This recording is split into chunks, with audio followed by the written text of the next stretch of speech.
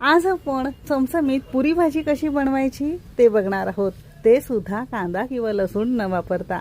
अशी पुरी भाजी तुम्ही नक्की करून बघा, कोणी विश्वास सुद्धा ठेवणार नाही की तुम्ही यामध्ये कांदा किंवा लसूण वापरलेला नाही। इतकी भारी भाजी तयार होते।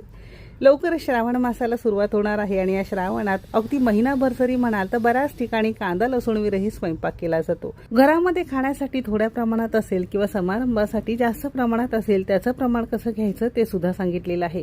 ते शिवाय अजिबात कोणत्याही प्रकारचं वाटण वगैरे न करता आणखीन कोणकोणत्या कांदा लसूण विरहित तुम्हाला भाज्या करता येतील ते सुद्धा पुढे व्हिडिओमध्ये भरपूर टिप्ससह सांगितलेलं आहे, म्हणून व्हिडिओ शेवटपर्यंत बघा। सोबतच खुसखुशीत कुरकुरीत कमी तेलकट पुरी सुद्धा बघितलेली आहे। रेसिपी आवडली तर एक लाईक नक्की करा।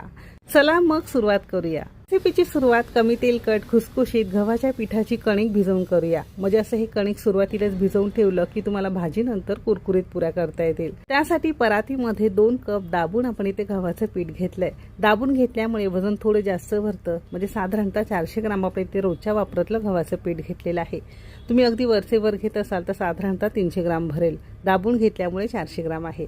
आता इथे नॉर्मली 2 चमचे आपण इथे बारीक रवा घेणार आहोत। रव्यामुळे पुरीला छान कुरकुरीतपणा येतो, शिवाय कमी तेलकट खुसखुशीत पुऱ्या तयार होतात। सोबतच इथे आपण 2 चमचे मैदा घेणार आहोत। मैद्यामुळे कसं होतं, थोडंसं बाइंडिंग मिळतं आणि तुमच्या पुरीला रंग सुद्धा अगदी छान येतो, म्हणून तुम्हाला इथे मैदा वापरायचा आहे। नसेल आवडत तर तुम्ही स्किप करू शकता। म्हणजे साधारणतः इथे एक अर्धा किलो आपण ही सगळी पिठं घेतली आहे। अर्धा चमचा त्याला ओवा घेणार आहोत। ओवा जरूर घालायचा आहे, कारण इथे आपण बटाट्याच्या भाजी बरोबर पुरी खातो म्हणून ओवा घातलेला आहे। अर्धा चमचा आपण इथे कसुरी मेथी हाताने छान कुस्करून घातलेली आहे। सोबतच इथे आपण एक छोटासा किंवा 1 चमचाभर गुळाचा खडा थोड्याशा पाण्यामध्ये भिजत घातलेला होता। एक तर गुळाचं पाणी तुम्ही 2 ते 3 चमचे वापरू शकता किंवा गुळाची पावडर वापरू शकता। नसेल तर तुम्ही पिठी साखर चमचाभर वापरली तरी सुद्धा चालू शकेल। म्हणजे यामुळे एक तर चवीला पुऱ्या छान होतात आणि पुऱ्यांना रंग तसा छान येतो। नाश्त्याच्या चमचाने बरोबर 2 चमचे आपण इथे रोजच्या वापरातलं कच्चं तेल घेतलेलं आहे। अजिबात गरम वगैरे करावं लागत नाही।